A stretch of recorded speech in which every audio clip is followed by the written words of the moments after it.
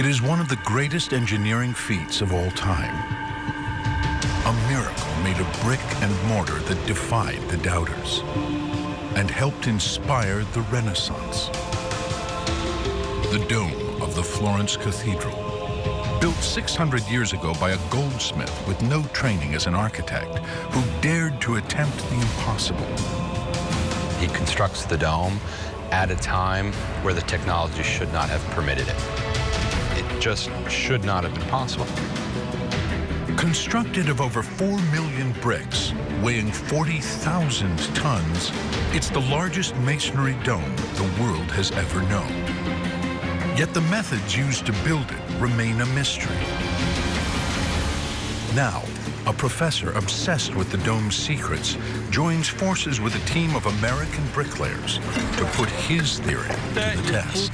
The other bricks. I had to figure it out myself because the builder didn't write anything down and he didn't leave anything behind. This must be the way they've done it. This would be the only way that it makes sense. Great Cathedral Mystery, right now on this Nova National Geographic special.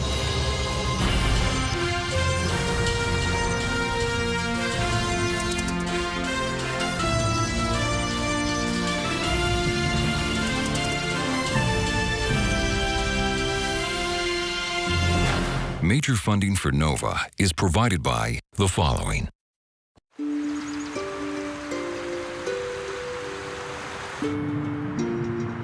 Florence, Italy.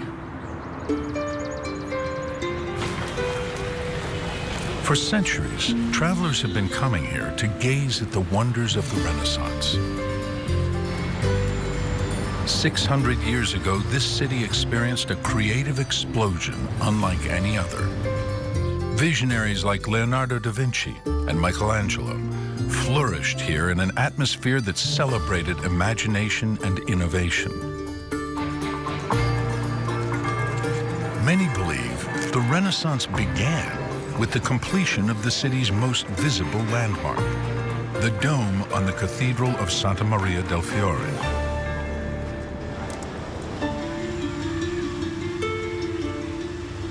Built 60 years before Columbus sailed the Atlantic, without the use of modern machines or materials, the dome is still the largest of its kind in the world.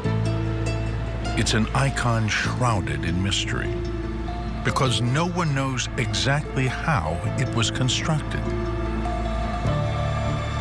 Certain features of the dome stand out. It's in the shape of a pointed arch with 8 sides rising to a central point, topped by an enormous marble lantern. But there is more to it than meets the eye. The exterior tiles conceal walls containing over 4 million bricks. And what appears to be a single solid structure is actually 2 domes, one inside the other. The interior dome covers an open space nearly half the length of a football field, while the outer shell rises 10 stories atop cathedral walls themselves 170 feet high. Questions about how the dome was built persist to this day. 6 centuries ago, how could builders work at such great heights? How could they know the 8 sides would meet in the center? And how did the steep brick walls hold together without collapsing? With the dome, Florence moves into an entirely different dimension. The dome becomes the hub of a new city, of a new world. This is so soaring, so daring, so confident, so absolute a structure. It's like a work of God.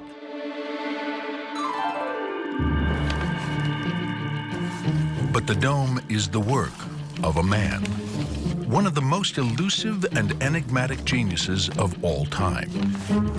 His name was Filippo Brunelleschi. Trained as a goldsmith, he had no experience in architecture or building, yet he took on what seemed to be impossible, keeping 40,000 tons of masonry curving through the air without caving in to the floor below. Experts are still trying to understand how he managed to defy gravity. He constructs the dome at a time where the technology should not have permitted it. How is it possible that he built the thing when he did? It just should not have been possible. By all accounts, Filippo Brunelleschi was a suspicious and secretive man. Unlike Leonardo, he left behind no notebooks, no drawings, no blueprints for later generations to study. So for centuries, scholars have been trying to uncover the secret of Brunelleschi's dome.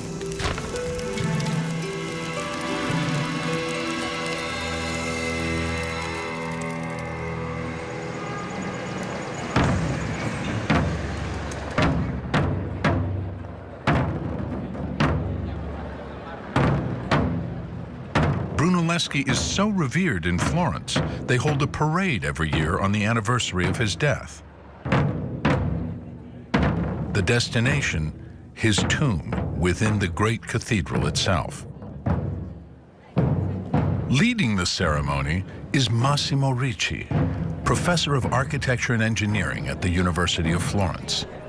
Ricci has spent 40 years of his life trying to understand the master's methods. For Ricci, Brunelleschi has become an obsession.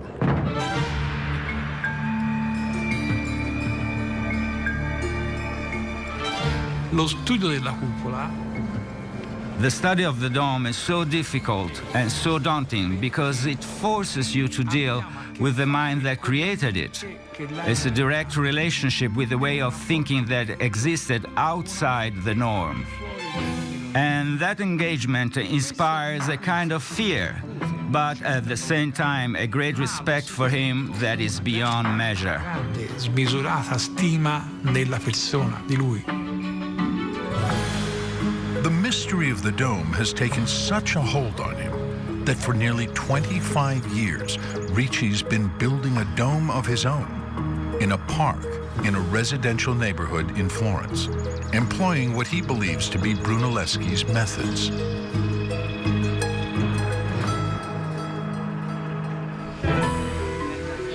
He began construction in 1989. Since then, the model has served as an open-air laboratory, with Ricci playing the role of Brunelleschi and crews of architecture students putting his ideas into effect. Ricci insists his approach is the only way to answer questions that have mystified scholars since the Renaissance. Sono l'unico. I was the only one who felt the need to build a model on such a grand scale to understand more deeply all the secrets hidden within the dome. Problematiche della cupola. Now, Ricci's experiment is at a crucial point in the process. With over 400 tons of masonry in place, the walls are beginning to bend inward. The pull of gravity is unrelenting, and the danger of collapse is very real. Soon, it could be too risky for students to continue the work. Per capire la cupola. To understand the dome, you have to go through the problems of the bricklayers. Whoever doesn't do this is going to make a big fool of themselves. Delle grandi brutte figure. Cenzo, te devi spostarti un po' qua. Basta. In the Renaissance, there were no lasers, computer-animated models, or detailed blueprints to guide the process. Builders relied on ropes to control the progress of the work. Ricci is convinced that the secret to the dome has something to do with the special way Brunelleschi used rope lines to establish how each brick should fit into place. No, Troppa? No. Ricci's dome is 1/5 the size of Brunelleschi's, but still huge. Large enough, he hopes, to prove his theory of the secret of the dome correct. I think oftentimes when you have an artist whose personality remains as vague as Brunelleschi's, inevitably what scholars do is to almost assume the role of the artist. What you're trying to do is to put yourself into the mind of the architect. Trying to find the secret of the dome is trying to find the secret of Brunelleschi. The search for that secret begins in the years just before the Renaissance. At the dawn of the 14th century, a kind of medieval arms race is raging between Florence and other emerging city-states like Siena and Pisa, each trying to outdo the other by building bigger and bigger cathedrals. Florentines are very creative people. They're also very competitive people. That means, among other things, they want to do what no one else has done. And they decided that other cities in Tuscany, other cities in Italy had grander temples than they did. And so they wanted to compete with them, and more especially, they wanted to outdo them. In 1293, the city leaders of Florence form a committee to oversee the construction of a new cathedral. They want theirs to be different from any other. Florentines dislike the look of the Gothic cathedrals that have been spreading across Europe for over 100 years. They consider them too cluttered, with their walls propped up by flying buttresses and their many tall, pointed spires.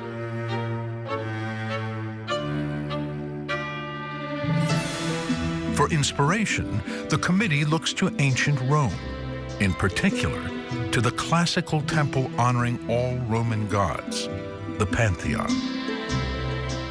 It was famed for its unrivaled dome, made of poured concrete.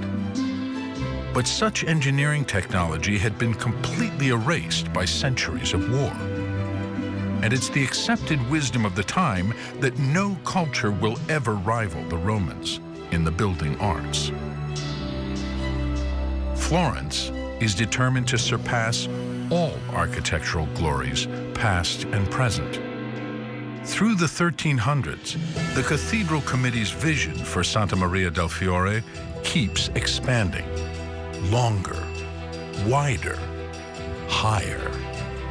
Eventually, the committee's reach begins to exceed its grasp. They were really presenting themselves with a serious problem, because in enlarging the church, what they're also enlarging is the crossing area of the church, right? Essentially where the two arms would intersect. Like many cathedrals, Santa Maria del Fiore is in the shape of a cross. The larger the church, the larger the area over the altar place needed to be covered by the dome. They eventually create a crossing space which measured 143 feet 6 inches across. Today, in the 21st century, it would be difficult for us to cover, to roof such a vast space. In the 14th and 15th centuries, theoretically, it should have been impossible. A mural depicting the cathedral years before the dome was begun shows what the committee had in mind: an enormous pointed dome with 8 sides meeting at the top. There's no question it's going to be spectacular. There's just one catch. No one knows how they're going to build it. What was so challenging about building a dome on this cathedral? After all, a dome is nothing more than an arch rotated 360 degrees. And by 1300, Gothic cathedrals had been using arches and vaulting for over 100 years. How did they do it? Medieval technology relies on wooden frameworks to hold the masonry until the final piece is put in place. The two sides pushing against each other allow the structure to stand on its own. This method is known as centering. In the Middle Ages, if we're building a vault, okay, we build that wooden framework. We put our blocks, our bricks on top of it. We wait for the masonry to dry. Then we make the sign of the cross, pull the wooden framework away, and run like hell, because the failure rate on most of these vaults was about 50%. But this technology would not work in the Florence Cathedral. The problem with the wooden centering for Santa Maria del Fiore was that it was going to be unprecedented in scale if they built it. It would have been enormously expensive. The area beneath the dome is so high and so wide, just building the wooden framework to support the masonry would have taken hundreds of trees, years of construction, and huge amounts of money. Unless someone, someday, invents a way to keep curving walls in place as they rise, the dome will never be built. I mean, for me, the most extraordinary thing about the construction of the cathedral is undertaking a project that you knew fully well you did not have the technology to complete. By the time Filippo Brunelleschi is born, the cathedral has already been under construction for 80 years, with no solution in sight to the problem of the dome. Brunelleschi spends his youth being trained not as an architect or stonemason, but in a trade that continues to flourish in Florence to this day: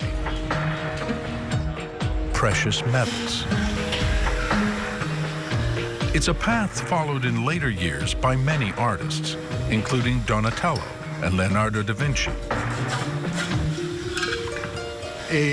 He began in the workshop when he was 14 years old, his father's friend's workshop. He apprenticed until he was 17 or 18, and he learned all the techniques typical of the Florentine tradition. To us in the 21st century, that may seem a slightly odd way to get your start in architecture. But in fact, you could have had no better training in the 15th century to become an architect or a sculptor or the designer of any sort. They worked with gold, they worked with silver. They used their minds as well as their hands. They had to figure out how to make things work both practically and also aesthetically.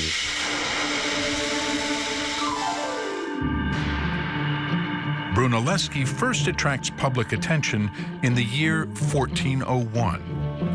Just 23, he enters a competition to decorate the most revered building in all of Florence, the baptistry. For centuries, Florentines, including Dante and the Medicis, have been baptized here.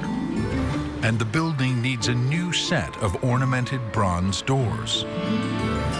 And Filippo Brunelleschi, being very ambitious and very talented, threw his hat into the ring. It's the most important artistic competition for a public work that everyone will see, that will immediately create fame and prestige. And he manages to become one of the finalists, along with another beginning master, Lorenzo Ghiberti. The competition involved casting a trial panel, making an experimental piece to show what you could do. So everyone was given the same amount of bronze and told, go away to your workshop and make us something. Entrambi producono. They produce two panels, which luckily still survive. In these two panels, there's a confrontation between the classical style of Ghiberti and the Renaissance of Brunelleschi. E il Rinascimento di Brunelleschi. L'Abramo di Lorenzo Ghiberti. The Abraham of Lorenzo Ghiberti is very beautiful. He has a long, curly beard, flowing hair. The scene is very decorated. It's very rich in detail. Da tutta una serie di particolari, no?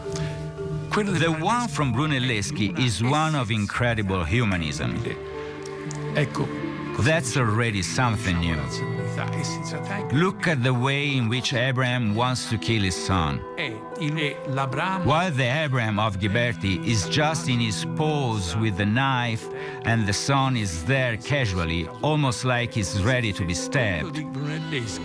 In the one by Brunelleschi, he's taken his son by the throat, and you can see that he has placed his hand where the blood is flowing, because he wanted to stun the child, because he didn't want the son to feel the pain when he stabbed him with a knife.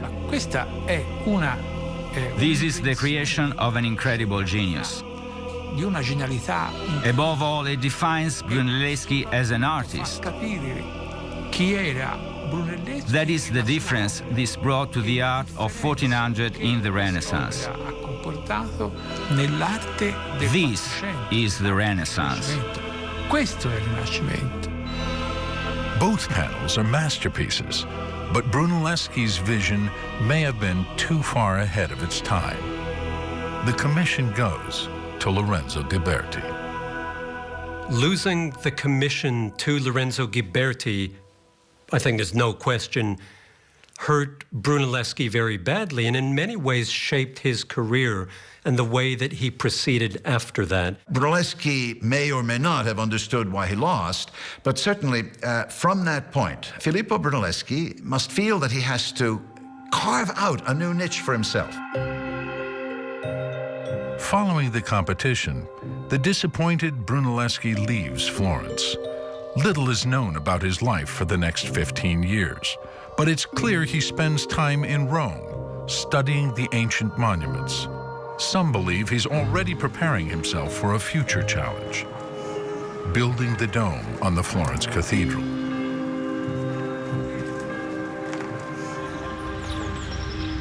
Here in the nearby park, Massimo Ricci's dome is at a critical point. He and his helpers are preparing for its biggest test yet. With the walls increasing in height, Ricci is concerned about having his students continue the work.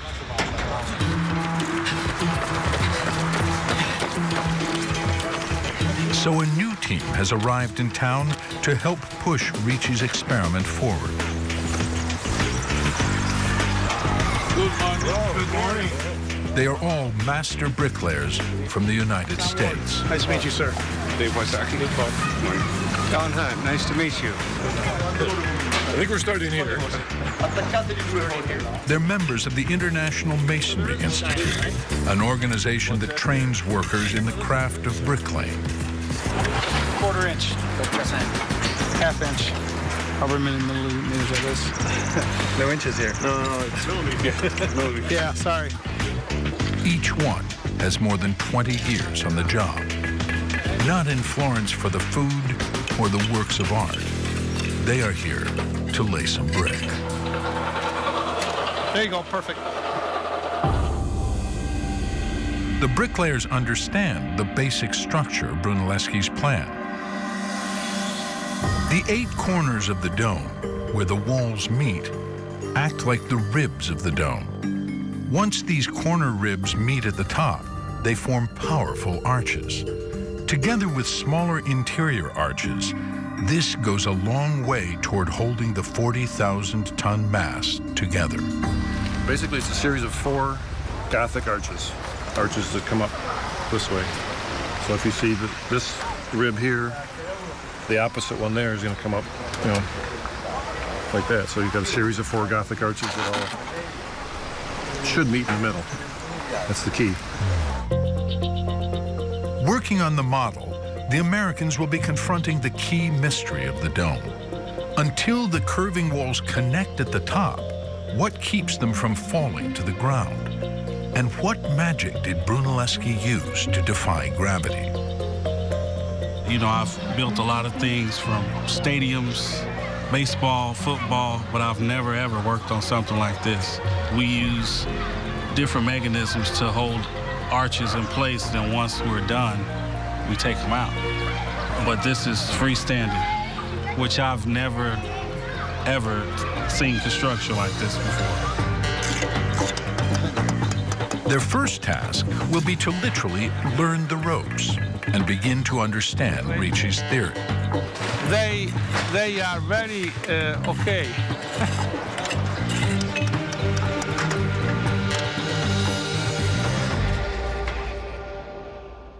By 1418, more than 100 years after work had begun, the enormous cathedral is almost complete. It's bigger than any other in the world. But without a dome, it is in danger of becoming the world's largest joke. It's clear the people of the city were worried about this problem. All the Florentines were talking about it. They knew very well that they risked looking bad in front of their rivals. They realize that building has got to the point where they cannot put off any longer how they're going to build this. And so they put forth a competition saying that whoever has any ideas about how on earth we can do this, we're open. It's sort of answers on a postcard, please. They didn't have any idea what they were going to do. Non sapevano che pesci prendere.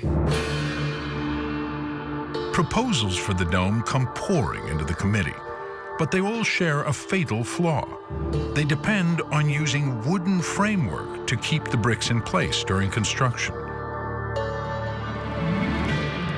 Only one candidate promises to build a freestanding, self-sustaining dome, Filippo Brunelleschi. He tells the committee he has figured out a way for the dome to stand on its own, even as it is curving inward. The financial advantage of that must have been extraordinary, but the skepticism was probably even greater in the sense that how could that be possible? What will prevent that structure from simply sliding out and caving in as we're building it? But there's a problem.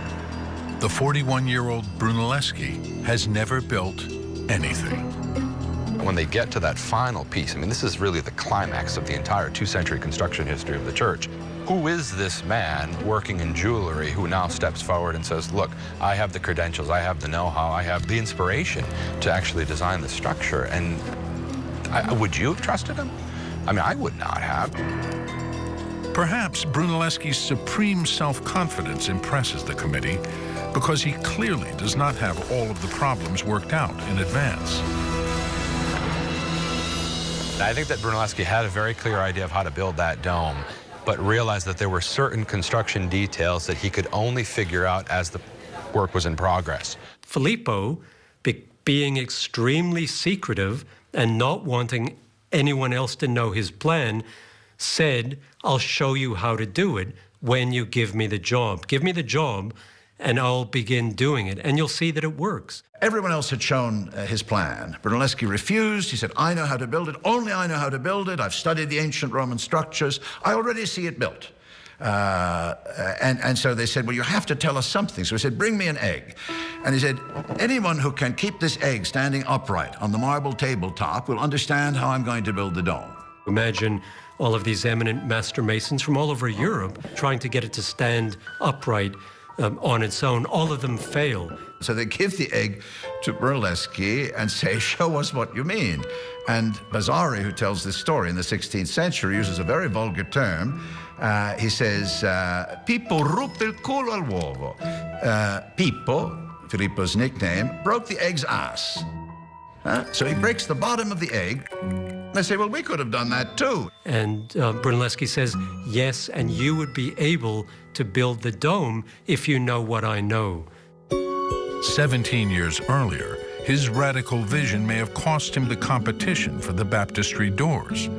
This time, Brunelleschi keeps his idea secret for as long as possible, asking the committee to trust him. Had he told the assembled company his secret, it would have been something that they wouldn't have understood.